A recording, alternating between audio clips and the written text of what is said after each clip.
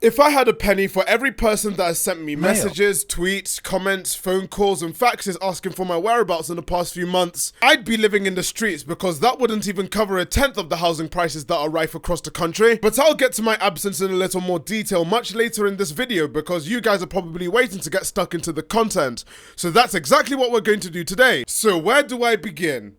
On this channel, I've talked about almost everything to do with a video game. In the very few uploads that you guys have been watching over and over, I've talked about what different games entail nowadays and whether they were good or bad or just plain bollocks. But what I haven't talked about yet on this channel is what goes on during the creation of a video game. When a video game is made, you need to think about a lot of things to make sure that you capture your potential audience and capture them well on. A game needs to be created somehow. You can't simply make an entire AAA MMORPG in a cave with a bunch of scrap! Or maybe you can. You could make a game entirely out of 2D stickman assets and people would flock to it without fail if the game had a big fat Unity watermark on it. The creation of a video game isn't as simple as thinking hard enough and having everything automatically materialize in front of you. Or else we'd be having loads of games on Steam released every second with bugs, and bugs. The production cycle of a video game tends to take a very long period of time from the concept to the release in what I like to call the 7 cycles of game development.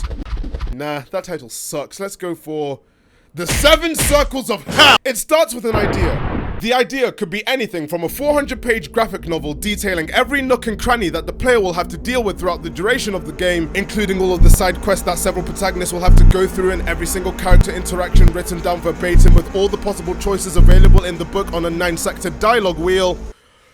Or it can be as simple as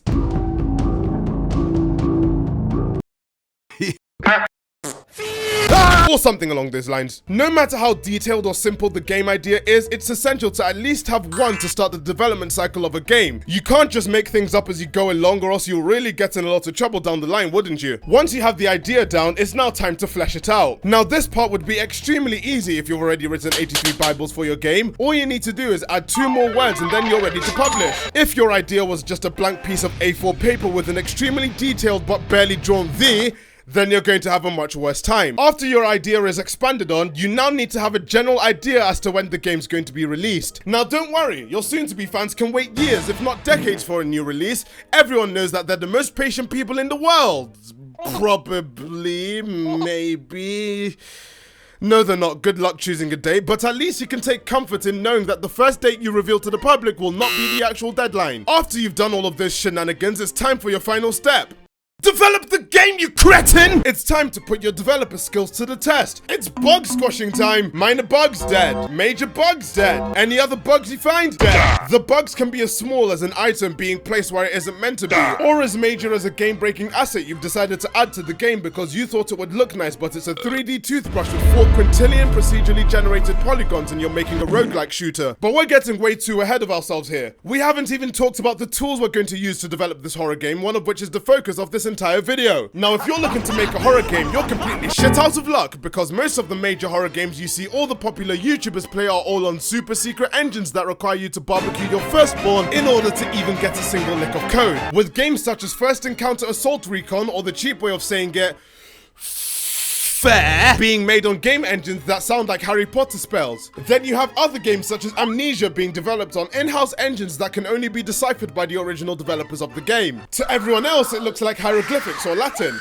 And who even learns Latin nowadays? Even if you wanted to make a game using the most widely available engines such as Unity and Unreal, you were stuck between an empty wallet and the simple fact that you can't code for shit. At the time, a single license to make your game on Unity would set you back 1,500 United States dollary dues, which is insane. But once you've acquired the software, you can make the best horror game of all time.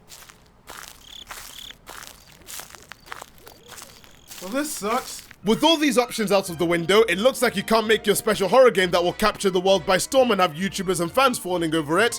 That is until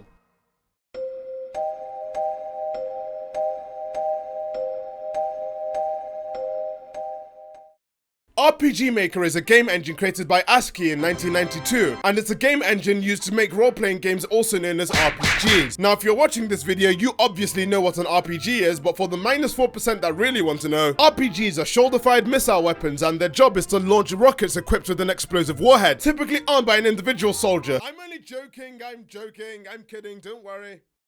Role-playing games are a genre of games where the player controls the actions of a character or characters immersed in some well-defined universe, and they originated from games such as Dungeons & Dragons in the mid-1970s, where we had the highest of technological advances in game development history.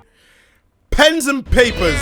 Essentially, RPGs boil down to a DeviantArt simulation. You make your own OC and world where it exists and then give them things like a personality, relatives, home, enemies, social security numbers, credit card numbers, passports, next of kin, blood type. The difference between the RPG genre and most other game genres is that this specific genre wasn't just limited to one specific region. Everyone had a hand in making the genre as popular as it was. In fact, the genre as a whole is so incredibly popular and so culturally different between the West and the East that it split into two different subgenres, JRPG and WRPG. You had JRPG games such as Final Fantasy and Pokemon being the second and first best-selling franchises in the entire world. Then you had WRPG games and franchises such as Witcher and the Elder Scrolls series all enjoying massive successes in their own fields. Budding game developers looking to make it in the industry would probably look at the amount of dosh these corporations are getting and would definitely want a piece of the pie. Oh no, no, no, no, no! You can't have this piece. There are entry requirements to this field, and the most important requirement is where to even start. In comes the arse keys with RPG Maker 95 for Windows 95, released in 1997. Because that makes perfect sense, thanks Billiam. The first RPG Maker game released for Windows, it included a variety of mind-blowing innovations such as a 2D tile engine, and the ability to have the game run in 480p. Now you are free to make the Pokemon ripoff you want and name it whatever you want. But there was a problem. As per everything related to video games that are released ever, you'll always get the very loud minority asking the same age-old question. Through this endless barrage of online abuse, the devs finally gave the people what they asked for and ported it to the PlayStation. RPG Maker, not to be confused with RPG Maker, is the first PlayStation version of the RPG Maker franchise and is the third installment overall. And this game allowed players with low game development experience to create their own RPGs. This was a 5-year-old kid's dream come true. Now they can spend countless hours making levels so bad and distorted you think you're about to be the next main star in a creepypasta game called Whoa.exe. After completing the so-called game, players could then transfer their files to friends via a memory card so they could play their own corrupted Lavender Town remake. Since this existed before the advent of the internet and things like Dropbox and Drive and Dregger, you could send people these files without worrying about Nintendo busting down your doors with copyright pistols shooting everywhere. They used crossbows instead. The RPG Maker franchise continued to expand up until present day, with 14 versions released commercially, and of those 14, 4 of them actually had official English releases, with the devs opting to not move the software worldwide, prompting developers to find other ways to be able to get their hands on the Pokemon cash generator. Now some context is provided about the engine in which provided the basis of the video, it's time to move on to how this relates back to the horror genre. In the late 2000s, horror games had a major identity crisis, especially independently released horror games. People weren't sure about what they wanted in a horror game. Did they want scares galore? Or did they want the thrill of being able to beat Pyramid Head with a cone? This has been said in lots of videos, but word of mouth, especially from YouTubers, played a major part in influencing the trends in the horror community, with most games being put into the spotlight not being expansive on the narrative side, with exceptions and hidden gems such as Frictional leading the way with games like Amnesia, and other popular indie games at the time such as Slender and SCP having the most bare-bones story ever. That doesn't mean to say that it's a bad thing, but horror fans were left wanting more from the genre as opposed to load in, get scared, die, uninstall game, disconnect PC, disconnect heart rate monitor and repeat. The AAA horror game industry wasn't doing swimmingly well either in those years, with most horror games deciding to bun the scares and story and focus more on action and being able to fight monsters with 5 chainsaws, 6 grenades and 7 bikes. Growing frustrations led people to look to Japan for some horror content to get stuck into, and they found the goldmine of content with several games already released centuries ago, albeit not translated yet, and people just waiting to get their hands on them. Which brings us to the next part of the video, where I'll be talking about some of my personal favorites and the most influential of this genre of horror games. I won't cover every single one of them in detail because, truth be told, there are dozens of them, and covering them all would probably make the development time of this video disgustingly long. So I'll be going over the main ones I personally played and enjoyed and make some honorable mentions too. All of these games will be spoiler heavy, but I won't cover the heaviest ones since experiencing them at least once is essential for horror fans out there. So sit back, grab some food and some drinks, turn the lights off, turn them back on to make sure that the shadow you saw in the corner of your room isn't really there, turn them back off and relax as I go through some of the most influential RPG Maker horror games of their time, beginning with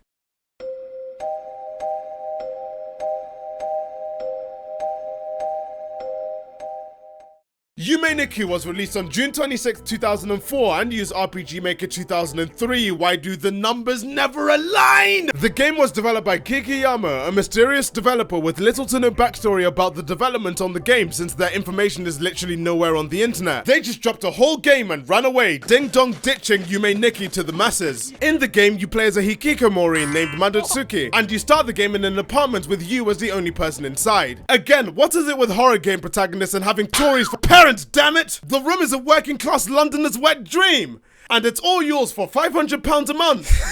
I wish.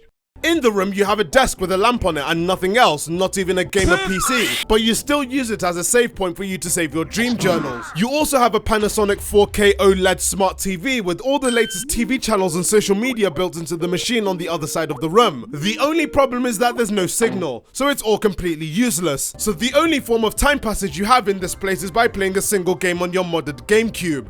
At the bottom of the screen, there's a balcony, as if the game didn't have enough reasons to shit on the poor. If you try to leave through the front door, however, she simply shakes her head in refusal. I mean, it is COVID season, what do you want it to do, die? Apart from all of that, there's nothing much to do. I mean, you could play your modded GameCube, but it's kinda boring. Well, I guess it's time to sleep then. Wait, why is there a countdown? What's going on? 3 seconds until what? Wait, what? Ah!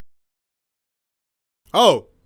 Okay then. You end up on your balcony somehow, as if someone caught you falling asleep where you weren't supposed to be and placed you in your rightful place, which is outside. Neat. Going back inside the room, and you'd notice that the room is ever so slightly different. Some of the content got removed in a night 1 patch. It looks like the debt collectors have arrived and they've removed your one source of entertainment, the modded GameCube. You have a new source of entertainment. The chair. You could take the chair and spin around the room like a scuffed Bandicoot cosplayer and not even play the game. One thing I hadn't tried yet was the front door though, so I went through and holy hell, I'm playing LSD Dream Emulator now. The room looks like Babby's first ecstasy sesh, as there are only 12 doors. Behind these doors, there are a number of worlds you could visit, each leading into other worlds you could visit, and there's a chance those could lead into new worlds as well. Isn't exploration fun? Going into one of the doors will lead you into said world, and that's where the plot of the game begins, which is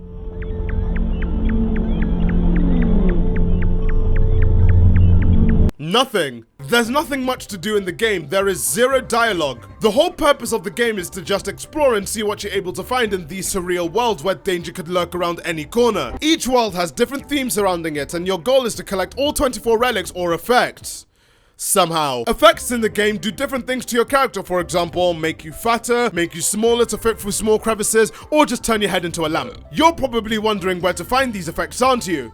Well, you find them completely randomly after exploring an area for 5 minutes and regretting your life decisions and whatever led you to that moment. For a game developed on RPG Maker, there's not much RPGing going on. Where's all the battles, the turn-based combat, the leveling up, the quest? The game was simply made as a game for the player to explore. You can't even die in the game. Pressing a button allows you to just teleport back to the real world and document your findings in a dream notepad, which saves your game. There's literally zero dialogue or story to the game, and it's almost entirely up to the player to speculate what goes on in the game. Only random character interactions and in-game events occur that provides just a small smidgen of content to what the hell is going on. But 0 multiplied by 3 is still 0. In fact, a whole video could be made about Yume Nikki's plot, but that would have to come much later. Now, the game gained popularity after its release in Japan, with Western audiences taking a liking to it because of the random in-game events you could encounter, one of which is the infamous Uboa jump scare. You need to go through one of the doors to collect a lamp, then use that lamp in another door to collect a knife. Then after getting the knife, you then need to go through another world and explore randomly with no care in the world until you find a singular igloo in a world chock full of them. How the hell do you even think to do this on a regular playthrough? This singular igloo will take you to another world where you have to go in a very specific direction to reach a balloon, which will then teleport you to another balloon, which you then need to somehow pathfind your way up to another balloon that would teleport you to a path leading into someone's house. After you enter the house, you just have to simply shank her and leave.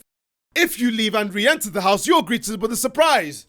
She's still alive! You then have to keep leaving and re-entering the room while turning the lights off until something happens, with a 1 in 64 chance of the Uboa appearing when the lights are switched off. Imagine being the guy to discover this event for the first time, accidentally exploring the surroundings to find a house that just so happens to cause this. Now, once the Uboa shows up, all the images, the closet, the windows, everything turns creepy and sports some googly eyes to freak you out. Once the Uboa appears, you are forced to touch it, and touching it will take you to yet another distorted world with absolutely nothing to do and zero escape. unless you pressed a button and you're back in the bedroom. It was random spooky events that made the game so popular, with people becoming super sleuths overnight to decipher what other secrets could be in this game. And since this game was a borderline sandbox, people were still discovering cool stuff you could find in the game up until this day. For example, there's a random 1 in 64 chance of Madatsuki waking up and having her neck constantly turned to the left, rendering it impossible to use the diary or play video games. Another example is finding Takofusen in the White Desert. You'd be walking along, minding your own business, then what the fuck is this thing floating across the screen? Ew! This has a 1 in 3600 chance of appearing in every half-second interval that you stay in the White Desert. Or the pleb way of putting it, once every half hour. Yume Nikki was a highly influential RPG Maker game, and out of all the games in this video is the one with the least amount of story, leaving it completely up to the player to interpret. Its popularity made the game a certified cult classic from the Japanese Basket Weaving Archive 2 channel, and the Japanese really loving the game. Meanwhile, across the pond, us filthy Westerners managed to get our hands on it when the game received an English translation on February the 10th, 2012. The success and the popularity of Yume Nikki managed to spawn a mini franchise, including a 3D remake of the game that was released on February the 23rd, 2018, which was 8. So now we've talked about one of the greatest and most influential RPG Maker games ever made, it's time to talk about another RPG Maker game that, while not as good, was still extremely influential.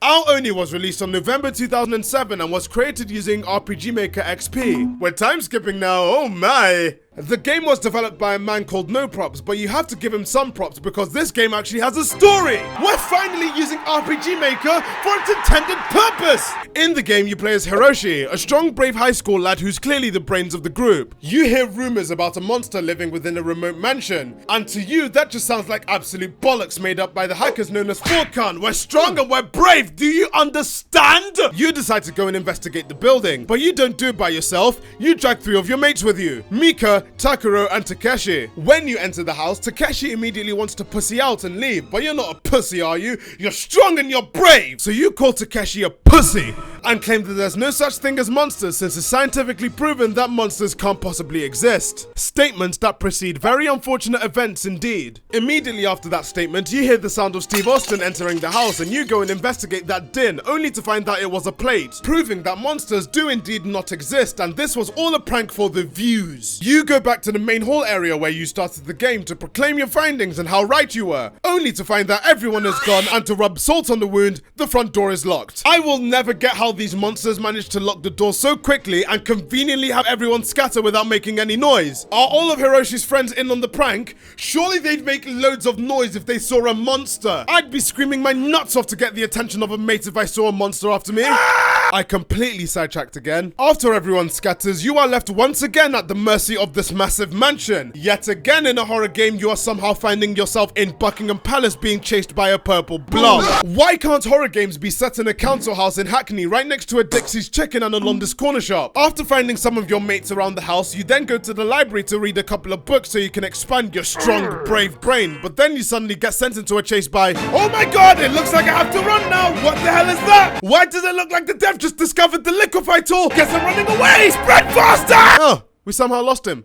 Okay. Throughout the duration of most of the game, you have to end up running away from this purple thing while trying to solve the mysteries that the house has to offer. One thing Ao Oni does that hasn't been mentioned before, and is something that will become a recurring theme in most of the RPG Maker games here, is that it utilizes puzzles to add a little bit more gameplay than walk around and wait for a scripted chase sequence and then, oh god, he's in the room with me! And rinse and repeat for the next 2 hours. Because RPG Maker gives you the luxury of being able to see everything in a room, developers use this to their advantage to make you give your brain a little bit of exercising, with games using visual cues to help you solve the puzzles that are outlined in the game. Sometimes they're relatively simple, like having a password conveniently written on the wall by another character that just so happens to be the code to a safe that you need to unlock to continue the game. Or it could be some BS like the goddamn piano puzzle. Since the game can't give you nice things, in order to unlock a safe behind the bookshelf in the game, you need to first of all have a soaked handkerchief with you to clean the filth from the piano, and then, After you've cleaned the filth from the piano, you'll see a number combination on separate piano keys. After you look at the keys on the piano, you need to go back to the safe to make note of the shapes that it gives you. These shapes correspond to each key shape on the piano, so you need to go back to the piano and make note of what number is on each key, then go back to the safe to type in the correct combination. I feel my brain expanding here. And to make matters worse, if you want to speedrun this game, well, good luck, because the numbers are always random and there are always 5 possible answers in each playthrough, meaning that the puzzle is different each time. Good luck getting Google to save you now, dumbass! Since the game has cursed you into playing as the smart character, you need to do the right thing and pick up a book, because you'll need to self-insert as the nerd in order to survive this game, as Ao Oni relies on a lot of problem solving and puzzles in order to pad the game's runtime into running from this thing.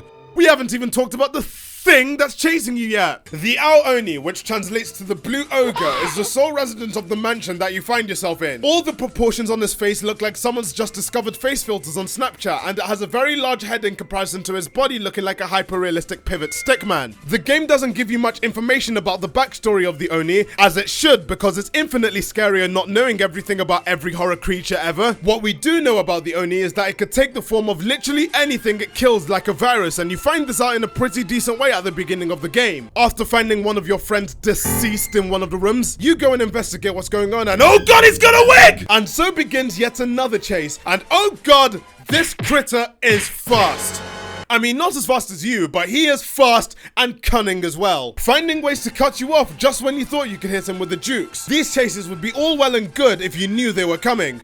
But you don't. You could be wandering around the house minding your own business, then all of a sudden Blue Shrek busts through the door and starts chasing you through with discount psycho strings. All of these features and events made for a pretty creepy experience which was available for free, so everyone could experience it at least once and be scared. Several years after the release of the game, it would again start to gain popularity on YouTube through horror let's players playing through the game, and we all know how that one turned out. The popularity of Ao Oni led to it getting a series of novels, several anime adaptations, and a live action film, each with varying degrees of quality, but all of them showing just how effective RPG Maker could be in making a good horror experience. Now we had the groundworks for good RPG Maker games in the noughties, but things were a little silent in the years following the release of Ao Oni, with a select few releases, but covering all those releases would take forever. So we're going to jump a couple of years into the future, where the world would be introduced to many new and potentially influential games, all using the engines or clones of it in order to further their own narratives.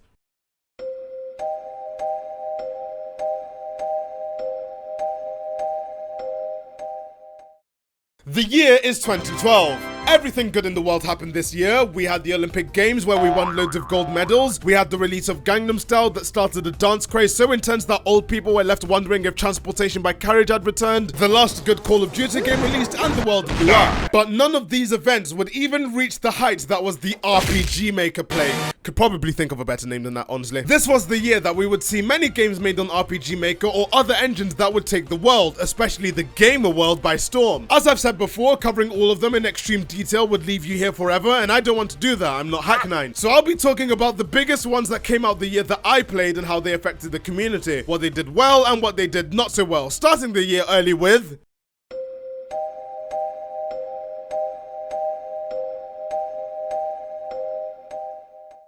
Ib was released on February 2012 and was created using RPG Maker 2000, skipping 1998 versions of the software, so in theory the game should be playing at 8K resolution and look amazing, right? But don't let that take anything away from the game, because it does a lot of really cool things in its own right. The game was developed by Kaori, and in the game you play as Ib, a 9-year-old girl who was taken on a very exciting trip with her parents to an art museum.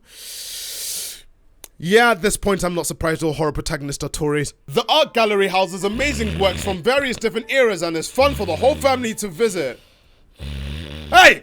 Wake up! When you start the game, Ib goes to the counter with her parents while they confirm their attendance on this visit, after which she asks them if she can go off on her own in a big art gallery at the grand old age of 9 years old. Either she has the most trusting parents in the world and she secretly isn't a 9-year-old, or her parents are that neglectful. I do applaud the balls she has to ask her parents if she can wander around an art museum, home to the creepiest dwellers on the planet, and photography students, on her own. When I was that age, I was getting panic attacks at Tesco because I wandered off 2 aisles ahead and I somehow lost sight of my own parents and thought I got teleported into the void. Anyway, Ib goes off on her own to explore this expansive museum and meet several people along the way that are also just there. admiring the pictures. She eventually finds herself in front of a certain painting called Fabricated World, which looks like someone just discovered you could change brush colors on MS Paint. And then the lights flicker and everyone's disappeared. Even your parents! Every 9-year-old kid shopping in Asda's worst nightmare has come true! After going back to the painting which started the whole thing, she's commanded to enter the world. Wait, how does it know her name? Following the blue splatters on the floor, she finds a painting on the floor of the deep sea. And she does the only logical thing anyone could ever do in a situation like that. She jumps in, and that's where all the spooky stuff begins to happen in the game. Now you're stuck in a dark world full of paintings and various works of art by the main artist behind the creation of the gallery. Where have I heard that one before? One thing this game does differently to the other games mentioned so far in the video is use less of the RPG elements that RPG Maker has to offer, and mainly go for the scary, direct story. Now that might sound a little weird, but hear me out. As opposed to games like Ao Oni, where you only need to focus on how smart and big brain you are, this game puts its focus on being thorough and checking every nook and cranny of the gallery that you're trapped in, so you can find artifacts like in Yume Nikki, and sometimes even people stuck in the gallery that accompany you on your journey to learn more about the creepy gallery, and possibly escape as well. According to the English translator of the game, Eve is not demanding of the player's reflexes, although many enemies are fairly swift in movement. I feel like it's worth highlighting this point now, because later on in the video you will see just how much bull some of the enemies put you through. It is actual pain. This game also introduces a concept that will become very relevant from here on out when it comes to games made on RPG Maker, and that is the soundtrack. The soundtrack of the game is amazing, and while it's arguably a little on the loud side, especially when you launch the game and it sends shockwaves through your entire town, the way the soundtrack is used to either settle you down into calm moments or let you know that you're supposed to be on edge because anything could happen, makes for an enjoyable horror experience that's miles better than just oh shit! The visual direction that the game has is also very unique compared to other RPG Maker games, with Kaori making assets from the ground up as opposed to editing already existing RPG Maker assets in the game, giving him full control over things like the scares that the game has to offer. And again, this game has a lot of them to offer and will also become a theme in this video. In the split-second time you get between leaving a section of a room and entering another one, you get random events taking place such as paintings moving, or maybe something randomly appearing behind you prompting you to look back. It was these small things that made for a tense experience, coupled with so many endings and ways to get to the endings that you'd think this is a David Cage game for Windows 95. As I've said before, I don't want to venture too much into spoiler territory and just describe the endings because these games are an amazing experience you should play through at least once. And even if you've played through the game already, play it again, you donkey! Eve was a staple for the small but developing RPG Maker horror community, as many of the tropes that were present in that game would eventually be used in the development of more RPG Maker games released that very year.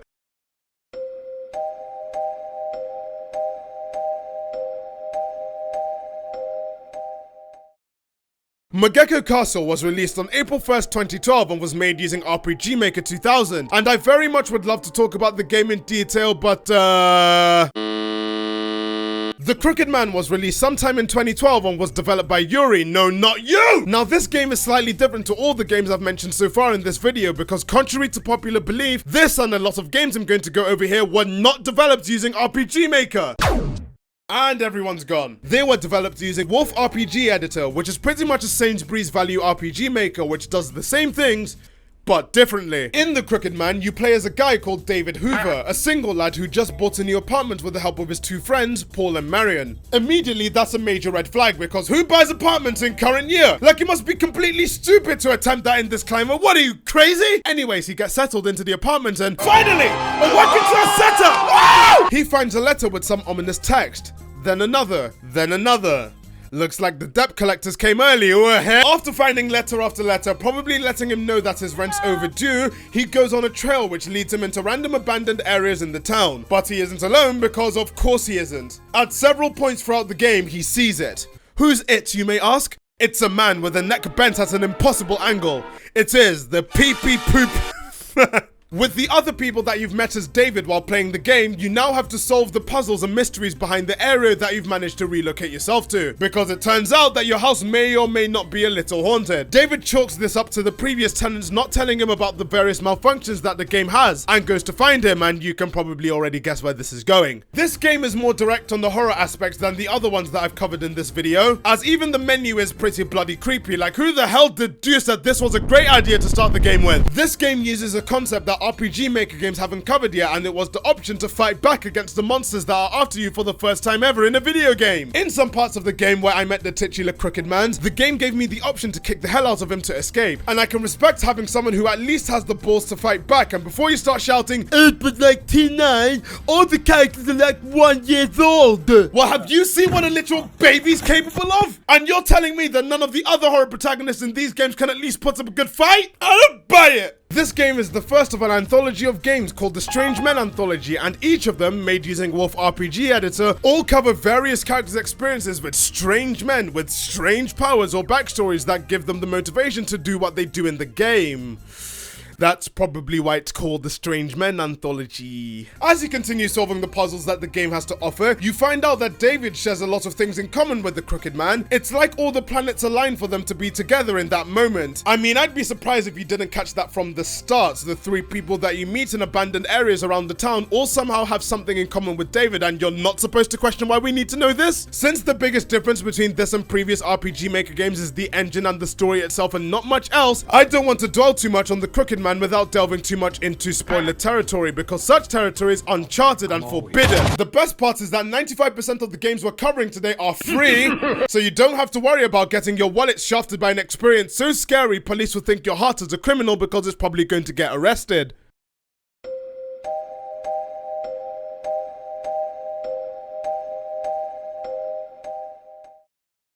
The Witch's House. Oh god, The Witch's House. The game was released on October 3rd, 2012 and was made using RPG Maker VX in a return to normalcy for this video. And out of all the games in this era, this one is probably my favorite for so many reasons. But before I get way too ahead of myself, let's cover the basics of the game, shall we? In the game, you play as a violin and you wake up in the middle of a forest soon after filming a video laughing at an almost dead body. After she has a rude awakening, Cello decides to go and leave the forest, only to find that the exit has been blocked by a ton of roses. That's what you get for pissing off Mother Nature, you heathen! She goes back and encounters a black cat just lounging in the open space, and you interact with it to find that it can talk. Cats are supposed to do that! This black cat becomes your savior and tour guide throughout the rest of the game, as he doesn't directly help you whatsoever, but introduces a feature that I have yet to talk about in this video, which is the option to save your game at any point. Interacting with the black cat would force him to greet you and provide you with a save point that you could come back to at any point if you end up dying in the game, and believe me, there are many ways you can bite it in this game, but I am again getting way too ahead of myself here.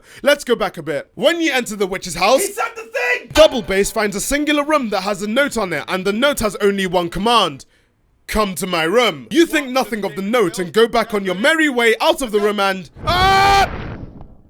we are oh well, that's fun. You now have to play as orchestral string instruments as you make your way through each of the many floors and rooms of this house, finding clues on where exactly to go and how to cross treacherous paths, sometimes needing to think outside of the box to get solutions to problems outlined in front of you and learning more about the lore of the house. These are kept in scattered diary entries around the house that give you as a player much more context behind why you're trapped in the house and why this witch is so hell-bent on killing you dead. On the topic of deaths, this game is chock full of so many unique scenarios and animations leading to your character's death, you'd think that the game is called The Witch's Slaughterhouse. What? The amount of effort that was put into all the unique death scenes and random creepy events is apparent, with deaths ranging from getting crushed by a big plushie of Freddy Fazbear, to literally evaporating while walking on a very toxic floor, to gouging your eyes out because you read the book titled The Book of Death like a dumbass, and having your head chopped off suddenly because you did what the house told you to do and wore those really nice looking red shoes. The sheer attention to detail makes every minute of the game's relatively short runtime worth it, as the world is so incredibly fleshed out. Different characters that you can interact with and gain more knowledge as to how screwed over you are, all the way to the house giving you random tips that are meant to take you closer and closer to what is, in my opinion, one of the best endings in a video game, granted you do things right.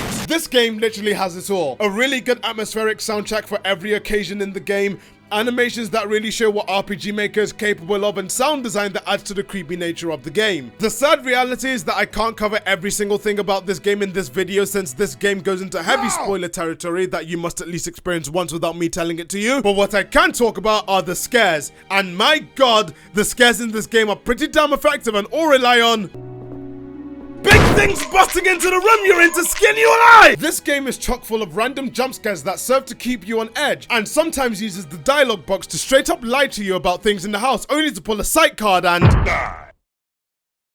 The Witch's House was one of the most influential RPG Maker horror games of its time, providing a very good foundation to a lot of common tropes, especially jump scares, that many developers used to their advantage while making their own RPG horror games. The success of the original game also prompted the developer of the game to release a short novel about the events that happened before the game, putting it into even more context with that novel getting a manga adaptation as well. The game also got a remake that you're seeing on the screen, made in a newer version of RPG Maker in 2018 too, which added a new mode called Extra, providing more context to the lore behind the Witch's House and including a lot more deaths and challenging puzzles to get through. The devs even went out of their way to make some of the chase sequences even harder with more obstacles, or making it so that going back to the place that you thought you were safe in the original playthrough leads to a lot of the games that I cover will have full playthroughs available on the second channel and unedited on my third channel, so you can watch me play through them all again to get a massive nostalgia attack.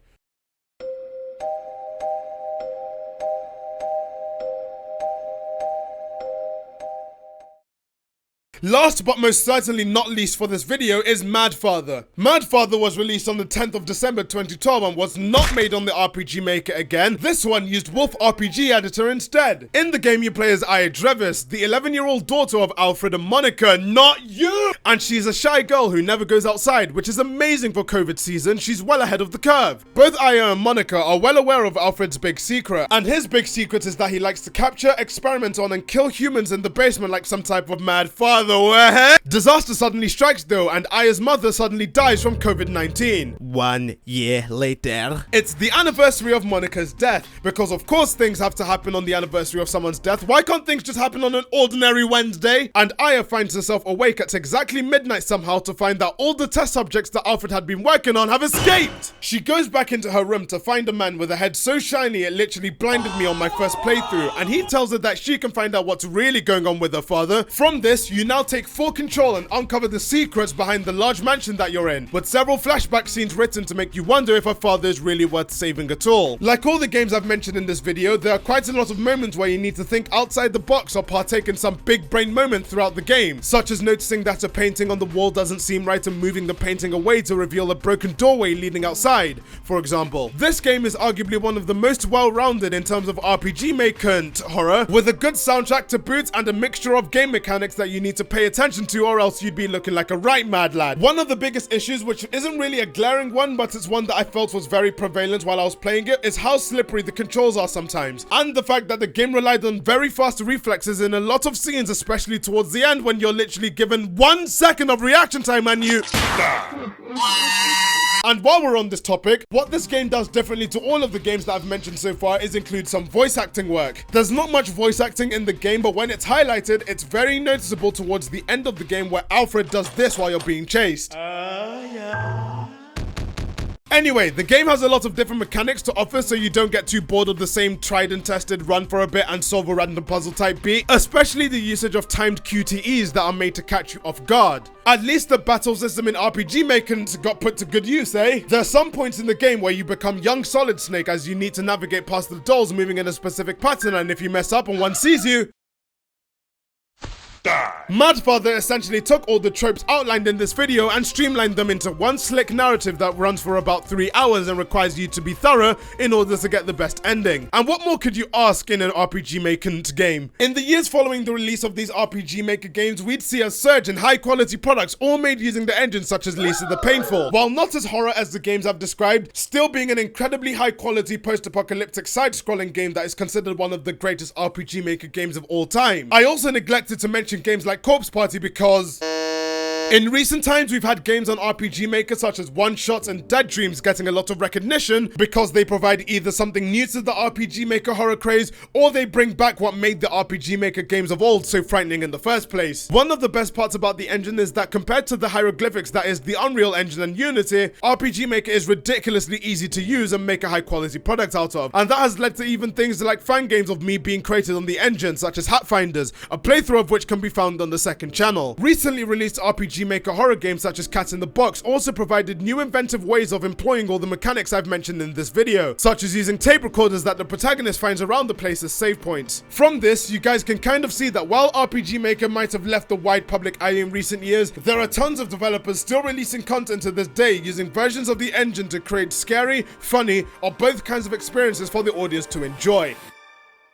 My, that was a long one. Thank you guys for watching this video, and if you've made it this far, just wanted to add a couple of things at the end just as a bonus. First and foremost, it's been a rough couple of months for me with things like channel strikes, COVID, and other things messing with motivation. But what I never really forgot was this channel and you guys, and I wanted to make this video to justify why I was gone for so long. However, I have been trying to tie you guys over between my last video and this one with frequent uploads on my second and third channels, which will be linked in the description. They mainly focus on what goes on in my streams, all of which are done on my Twitch, and is also linked in the description. So in between uploads, you can always switch those videos on for some absolute mayhem compared to this channel. And I would also like to mention something really special coming soon, which I'll put a teaser for now. No, YouTube, don't turn me into a marketable plushie. More information about Thaf Plush will be available on my second channel and on Twitter, so make sure to follow me there if you want a chance to pick me up and hold me tight. I've also outlined a plan for future videos on my Patreon, so you can pledge there for early access to videos, scripts and files that I use for my videos if you want to learn more about the workflow for my videos. Thank you guys so much for 200,000 subscribers as well. I genuinely never thought that I'd make it this far as a content creator, and I'm incredibly glad that you guys enjoy my content as much as I enjoy making them. Thanks to Josh Curbs, Xoz, Priont, Axum, Ping Pong, Jazz also known as Vincent, Titanic, Feline Discipline, Spike, B, Solico, Bailey, Jango, and Dag for pledging to me with the Ascended pledge. And a special thanks to Junko and Night Tide Draco for pledging $50 to me. I'll see you guys in another video. Now, if you'll excuse me, I'm going to go to bed.